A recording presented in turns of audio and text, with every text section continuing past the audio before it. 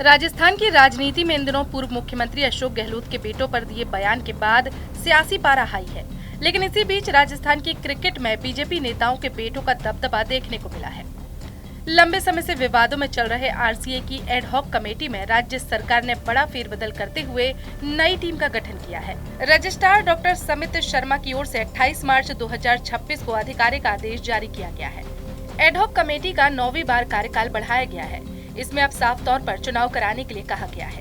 इससे पहले 28 मार्च 2024 को आरसीए कार्यकारिणी के चुनाव कराने के लिए 3 महीने के लिए एक एडहॉक कमेटी बनाई गई थी, लेकिन ये कमेटी अपरिहार्य कारणों से चुनाव नहीं करा सकी। इसके बाद लगातार इस कमेटी का समय विस्तार किया गया।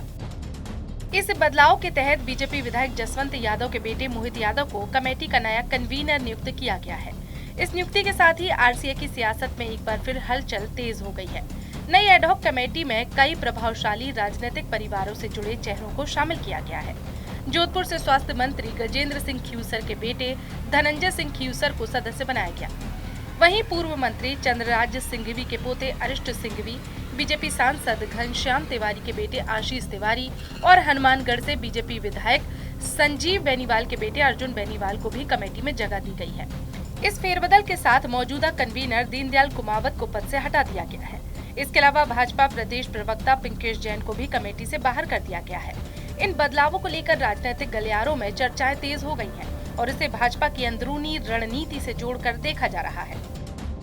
गौरतलब है कि आरसीए की निर्वाचित कार्यकारिणी को भंग किए जाने के बाद से भजनलाल शर्मा सरकार पिछले करीब 2 वर्षों से एडहॉक कमेटी के जरिए ही कामकाज चला रही है। इस दौरान संघ के चुनाव लगातार टलते रहे हैं, जिससे विवाद भी बढ़ा है। सरकार द्वारा गठित इस नई एडहॉक कमेटी का कार्यकाल 3 महीने के लिए तय किया गया है। इस अवधि में सबसे बड़ी चुनौती आरसीए के लंबे समय से लंबित चुनावों को संपन्न कराना होगी। यदि चुनाव समय पर नहीं होते हैं तो विवाद और गहराने की आशंका जताई जा रही है।